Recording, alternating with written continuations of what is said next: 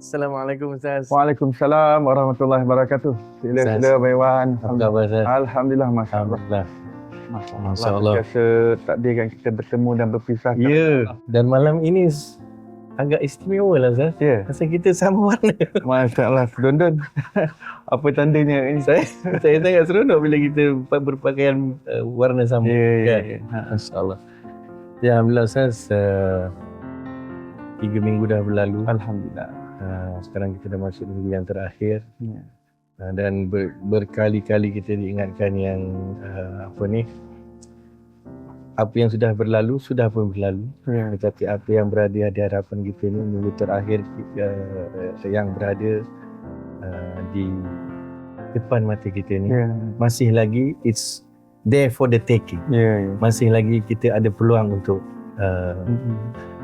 menunjukkan kepada Allah Subhanahu Wa Taala yang kita mahu berubah, yang kita mahu ambil diskaun daripada Allah Subhanahu Wa Taala, yang kita mahu recharge iman kita.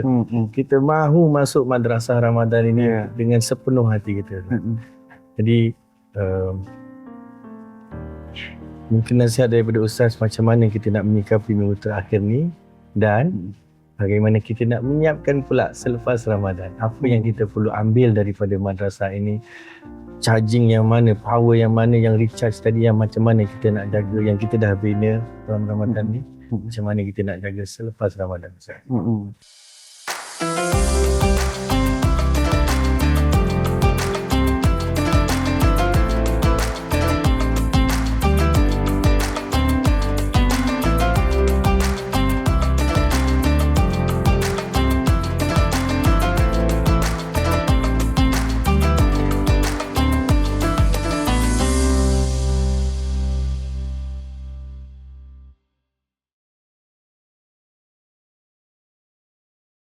Bagaimana yang kita sentuh dalam perbincangan kita sebelum ni, bahawa tujuan kita diciptakan untuk menyempurnakan hakikat kehambaan. Jadi niat yang paling utama sekali, bagaimana saya menjadi hamba Allah yang sebenar-benar hamba. Yang benar-benar mencapai hakikat kehambaan. Dan hakikat itu dicapai apabila kita kenal Allah, cinta Allah, jatuh cinta lagi pada Allah, rindu asyik pada Allah, sehingga kita menjadi hamba yang seolah-olah melihat Allah. Bagaimana melalui puasa Ramadan kita menjadi hamba yang seolah-olah melihat Allah. Apabila kita solat kita seolah-olah melihat Allah. Apabila kita sedekah seolah-olah melihat Allah. Bila kita baca Quran seolah-olah melihat Allah. Bahkan bukan sahaja dalam ibadah, setiap gerak-geri kita, setiap perbuatan kita seolah-olah melihat Allah. Ini kesan yang terbesar sekali apabila kita keluar daripada bulan Ramadan. Kekuatan kenal Allah, kenal sifat-sifat, kenal nama-namanya, kenal perbuatan-perbuatannya, kenal keagungan, kehebatan, kasih sayang, kecintaan Allah yang melimpah ruah kepada kita. Rezekinya tak putus-putus kepada kita. Dialah Ar-Razzaq, dialah Al-Wahhab, dia yang maha mengurniakan, dia yang maha memberi, dia yang maha menganugerahkan. Kita dakap segalanya itu hingga hati kita dapat merasakan kedekatan Allah. Jiwa kita dapat rasakan kehadiran Allah. Jiwa kita dapat rasa kemesraan Allah, hingga setiap masa yang berlalu hati kita berada dalam keadaan attachment yang kuat dengan Allah. Kalau Abang Iwan ingat minggu yang pertama saya sebutkan Ramadan, macam mana kita nak bina hubungan kalbu kita dengan Allah. Bagaimana nak dapatkan attachment semula pada part yang terbaik dengan Allah. Dan untuk capai perkara itu, hati kita kena detach daripada dunia. Itu yang dipanggil zuhud, hati yang tidak terpikat kepada dunia. Zuhud bukan bermakna langsung tak berinteraksi dengan dunia. Dunia tempat berusaha, dunia darul asbab. Tetapi hati tidak terpikat pada dunia. Hati tidak terpaut dan tertaut dengan dunia. Hati terpaut pada Allah. Sebab tu dalam sebuah hadis qudsi, Allah kata seluruh amalan anak Adam adalah untuk, tapi puasa adalah untuk. Aku sahaja yang tahu pahalanya bagaimana, aku sahaja yang memberikan pahala. Ada ulama mengatakan ganjaran puasa itu adalah Allah itu sendiri. Sebab itu Imam Ghazali menyatakan bahawa ada 3 tingkatan puasa. Puasa yang pertama dipanggil puasa awam, orang awam, puasa umum. Itu dia hanya meninggalkan makan, minum, perkara-perkara yang membatalkan puasa. Dia menyempurnakan rukun puasa itu saja. Niat dan meninggalkan perkara yang membatalkan puasa. Tapi sebelum ni kita sentuh bahawa Ramadan bukan sekadar meninggalkan lapar, bukan meninggalkan makan minum, bukan sekadar lapar dan dahaga, tapi bagaimana nak hidupkan suasana hati kita tadi. Jadi tingkatan yang kedua kata Imam Ghazali, puasa khusus, iaitu bukan saja dia tinggalkan perkara yang membatalkan puasa, bukan saja tinggalkan makan dan minum, tetapi dia meninggalkan perkara-perkara maksiat, meninggalkan perkara-perkara dosa. Maksud, kalaulah setiap tahun bulan Ramadan datang, ditumbuhkan kebencian kepada maksiat. Datang lagi Ramadan, tumbuhkan lagi kebencian. Lama-lama dia benci dan benci dan benci, agak-agak baik orang dia akan tinggal kata maksiat tersebut. Mungkin pada awalnya kebencian tu bersifat longgar, tapi dia dah mula benci. Dia dah mula admonish diri dia, dia dah mula mencela diri dia apabila mengingkari Allah, apabila menderhakai Allah Subhanahu Wa Taala. Tapi apabila dia rasa malu dengan Allah, apabila dia tahu Allah Maha melihat, Allah sentiasa Maha mengawasi, di situ dia nak jaga satu hubungan yang konsisten, satu hubungan yang terus, attachment hati yang terpikat kuat, terpikat bergantung sadarannya kepada Allah Subhanahu Wa Taala. Jadi ulama kata hati yang hidup dengan cinta tadi itu adalah motivasi yang terkuat untuk seseorang istiqamah setelah daripada bulan Ramadan. Dan di penghujung Ramadan ni dia semakin pulun untuk beribadah, dan apabila setelah keluar daripada Ramadan, dia cuba untuk menghidupkan apa yang dia telah hidupkan. Dia rasa rindu, dia rasa sayang kalau apa-apa yang dia dah hidupkan dalam bulan Ramadan dia terlepas begitu sahaja. Kalau dalam bulan Ramadan dia dapat hidupkan tahajud, bagaimana di luar Ramadan dia dapat hidupkan tahajud. Kalau dalam Ramadan dia dapat tinggalkan mengumpat, dia tinggalkan bergaduh, bertikam lidah, bagi luar Ramadan dia pun dapat jaga lidah dia. Berkaitan dengan istiqamah ni, Abang Iwan, saya nak kongsikan sebuah hadis. Nabi SAW mengatakan, la yastaqimu imanu abdin hatta yastaqima qalbuh, wa la yastaqimu qalbuhu hatta yastaqima lisanuh, atau kama qala alaihi salatu wassalam, yang bermaksud seseorang itu tidak dapat mencapai istiqamah, seorang hamba Allah itu dia tak dapat mencapai istiqamah di dalam kestabilan iman dia tadi selagi mana dia tidak istiqamahkan, dia tidak luruskan hati dia. Dan seseorang itu tidak dapat luruskan hati dia, tak dapat mencapai istiqamah pada hati dia selagi mana dia tidak istiqamahkan lidah dia, iaitu tidak jaga lidah dia. Apabila dia tidak luruskan lidah dia. Maksudnya lidah di sini ada satu kunci yang besar, baik orang. Seseorang yang tak jaga lidah, maksudnya dia mengotorkan hati dia, dikeruhkan jiwa dia, dikeraskan kalbu dia, dicemarkan batin dia. Ya? Dan bila dalam masalah, problem, hati problem, maksudnya dia akan efek pada iman dia pula. Dia bagi impak yang negatif kepada iman dia, taufik dan hidayah akan lihat nak datang kepada dia. Sebab apa? Sebab tadi berpunca dia tak jaga lidah dia. Sebab tu kalau Abang Iwan perhatikan, dan kita ni macam-macam pancat indera yang boleh berpotensi untuk bermaksiat. Tapi perasan tak dalam bulan Ramadan ni, tarbiyah dia lebih kepada lidah. Jangan mengumpat. Sampai dalam hadis Sayyidatina Aisyah radhiyallahu anha menyatakan bahawa ada dua orang wanita yang ketika dalam bulan Ramadan tiba-tiba mereka termuntah daging daripada dalam diri, keluar daging kedua-duanya. Jadi diletakkan di mangkuk, dibagi tahu pada Rasulullah sallallahu alaihi wasallam. Rasulullah SAW disingkapkan apakah daging tadi. Kata, ini daging saudara kamu yang kamu umpat tadi. Benar, rupanya dua-dua perempuan tadi tengah mengumpat saudara mereka yang lain, dan Allah tunjukkan dalam bentuk yang real mereka termuntah daging tadi. Pada zaman Rasulullah ada sesuatu yang berlaku secara real untuk pedoman untuk kita di kemudian hari. Jadi Rasulullah mengatakan dia ini telah bersahur, maksudnya dia mulakan puasa dengan sesuatu yang halal, tapi dia telah berbuka dengan sesuatu yang haram. Dia berbuka dengan daging bangkai saudaranya. Ini bukan bermakna orang yang diumpat tadi daging dia makin berkurang, dia jadi makin kurus. Tak. Maksudnya Allah nak tunjukkan secara direct, secara langsung, dosa orang mengumpat adalah umpama memakan daging bangkai saudaranya sendiri. Ya. Kerana itu ulama mengatakan siapa yang berpuasa tetapi lidah dia tak jaga, dia hanya dapat lapar dan dahaga. Dia mengumpat, bergosip, mengata, bermakna dia tak dapat pahala puasa.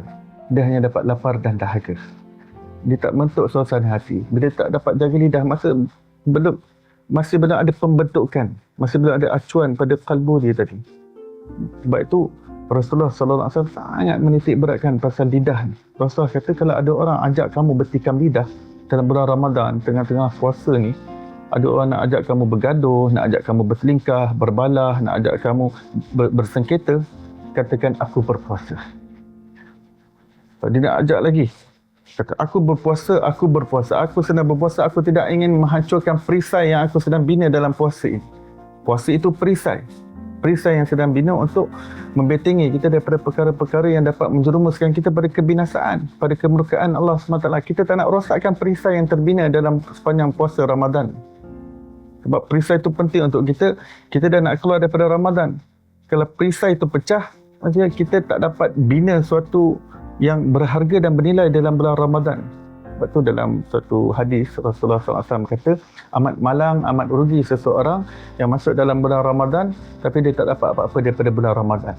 Ramadan berlalu tanpa dia mendapat keampunan daripada Allah, mendapat kerahmatan. Dia tak dapat sesuatu yang mahal, manfaat kerohanian dalam bulan Ramadan.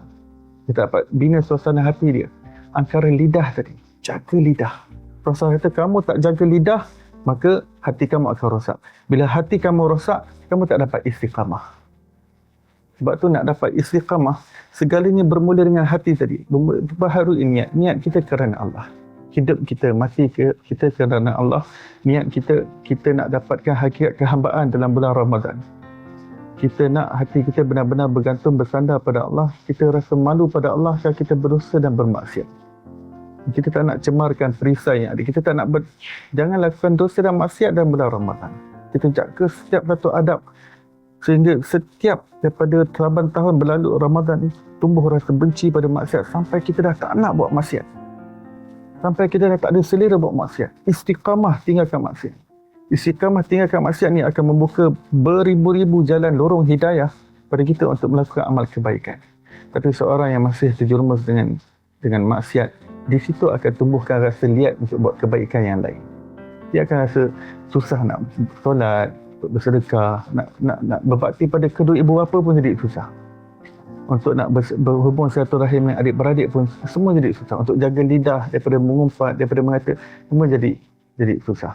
Jadi di dalam bulan Ramadan ni saya pun nak kongsikan suatu penghayatan terhadap doa yang Rasulullah sallallahu alaihi wasallam ajar yang berkaitan dengan Ramadan, yang bersandar kepada sebuah hadis yang sahih. Baginda berdoa, Allahumma sallimna li Ramadan wa sallim Ramadan lana wa tasallamhu minna mutaqabbala.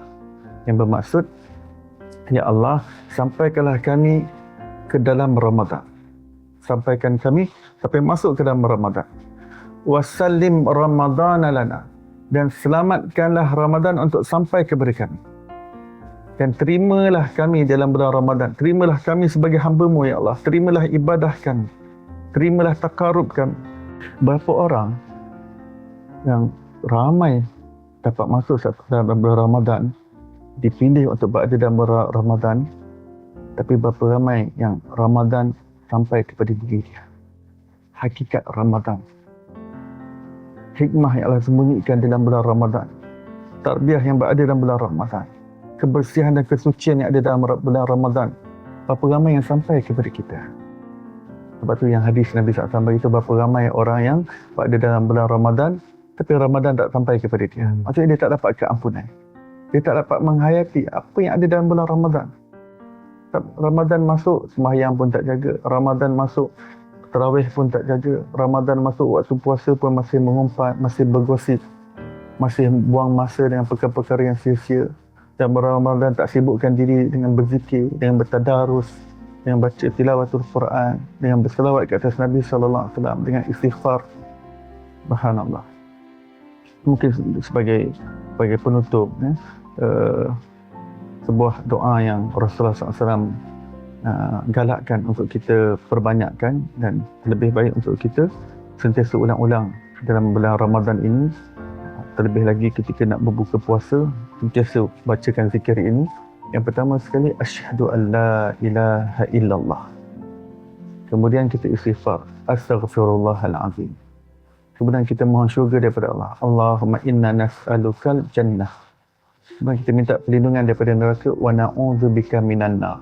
Asyhadu an la ilaha illallah, astaghfirullah, nas'alukal jannah wa na'udzubika minan nar.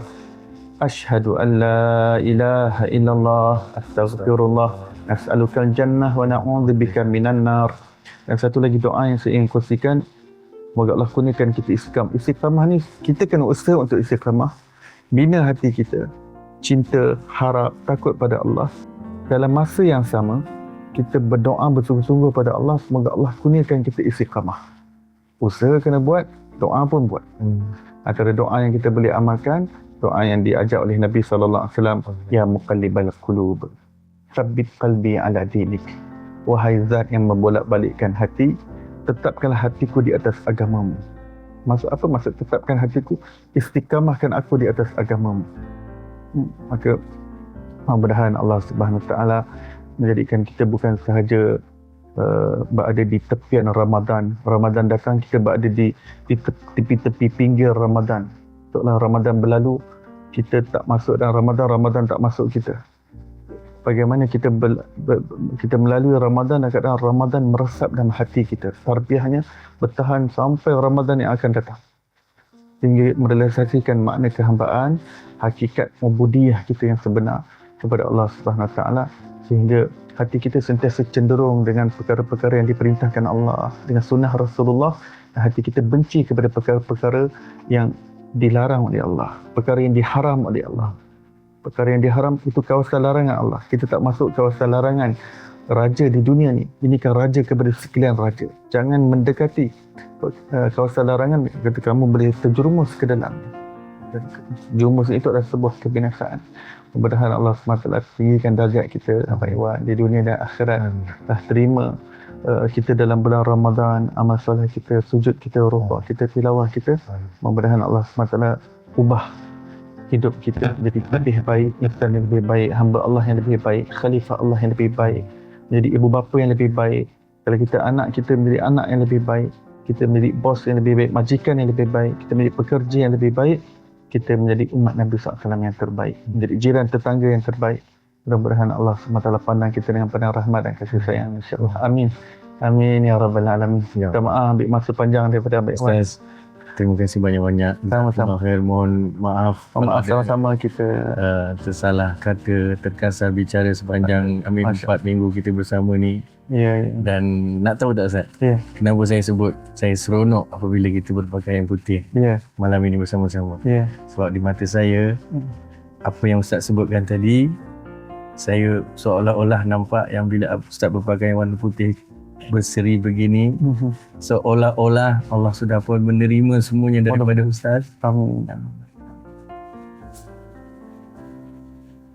Dan apabila saya juga berpakaian putih begini, ianya menjadi tandanya Allah pun terima daripada saya. Amin. Mudah-mudahan Allah terima kita semua, insya-Allah. Terima kasih Ustaz. Sama-sama. Baik, jangan lupa Ustaz, bismillah. Apa-apa pun murid kita jangan tinggalkan. Bismillah. Allahumma salli.